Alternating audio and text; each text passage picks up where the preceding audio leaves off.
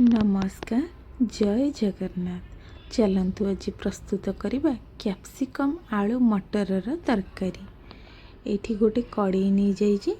कड़े रे मु किसी सोरिष तेल पकई नहीं। तेल ए भल भाव ताती गला मुझे अध चमच जीरा को ऐड कर जीरा ए भल भाव फुटी सारा। दुईटी मीडियम साइज पियाज को चॉप करके रखी। ये आम पियाज को पकईदे।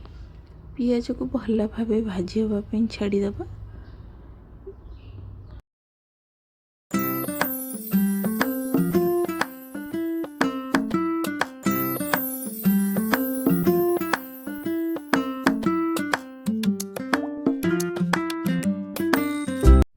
पियाज भी लाइट गोल्डन कलर हो सारा।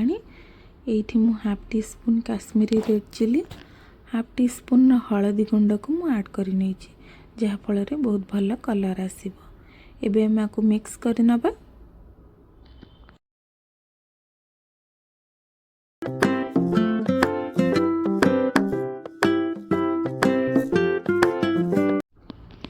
ये मु गोटे पेस्ट बन रखी। अदा रसुण आ गोटे टमाटर पेस्ट को बन रखी। ये मु ऐड कर दूँगी। तापर आम मसला को किसी समय कषापी छाड़ीदे। से अल्प किछि पानी दे ताकू किछि समय ढांकुणी घोड़े रखीदे जहाँफल मसलाटा बहुत भल भाव हो।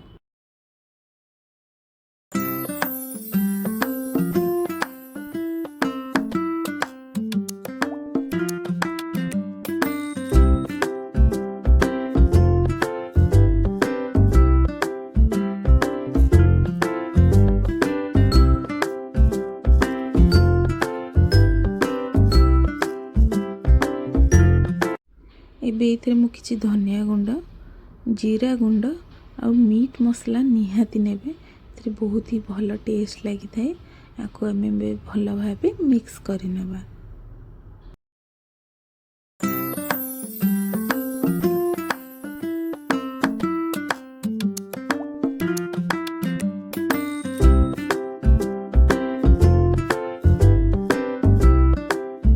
मसला ये आमर भल भाव कषि हो गला। ये आम रखि मटर को ऐड कर नौचे। यहाँ मु फ्रेश मटर नहीं। आपन चाहिए फ्रोजेन मटर को ऐड करें। मुझे मटर आउ कि कटा ही रखि मु कैप्सिकम को ऐड कर नौचे।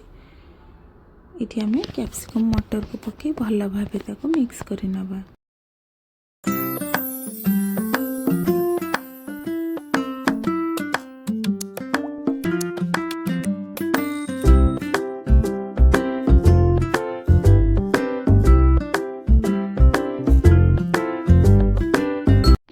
कैप्सिकमटा भल भाव टिके सॉफ्ट हो जावाई मुझे किछि समय ढांकुणी को दे दूँगी।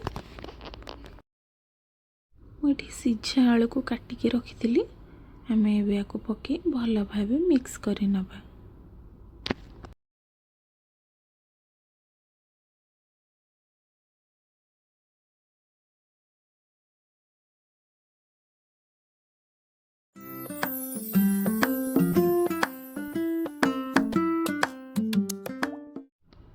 ये मु स्वाद अनुसार लुण को ऐड कर कारण मु आगुरी लुण पकई नथिले।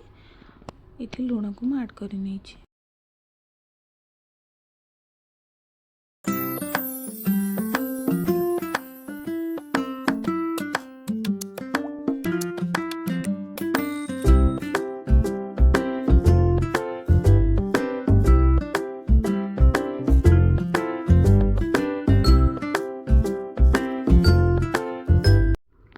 कसूरी मेथी निश्चिंत ऐड करेंगे जहाँफल कि बहुत ही भल टेस्ट और भल बास्ना आसी थाए। मुझे कसूरी मेथी को ऐड कर भल भाव आम को मिक्स कर नबा।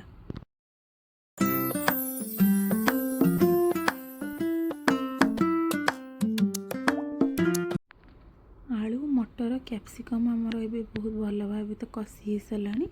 ये मु पानी को ऐड कर नौची। आपण हिसाब रे आपण पानी कम बेसी दे ग्रेवी तार बन पारे। या किंतु कम पानी देले बहुत भल लगे। झोल कले बिल्कुल भी यार टेस्ट आसब ना। तो मु अल्प किछि पानी दे आपको मु किछि समय पे छाड़ी दूची फुटिबा पे। एबे आमर ହେଇଗଲା आलू मटर आ कैप्सिकम तरकारी से मु अल्प किसी गरम मसला कटा हो रखि किसी धनिया पत्र ऐड कर नौची। रुटी और पूरी परोटा सहित खाइले भल लगी थाए। जदि मोर ये छोट वीडियोटी आपन को भल लगी थाए प्लीज़ लाइक शेयर और सब्सक्राइब करने को जमारू भूलिबेनी। मोर ये रेसिपीटी केमिति लागिला कमेंट माध्यम निश्चिंत जनइबे। रहिली नमस्कार, जय जगन्नाथ।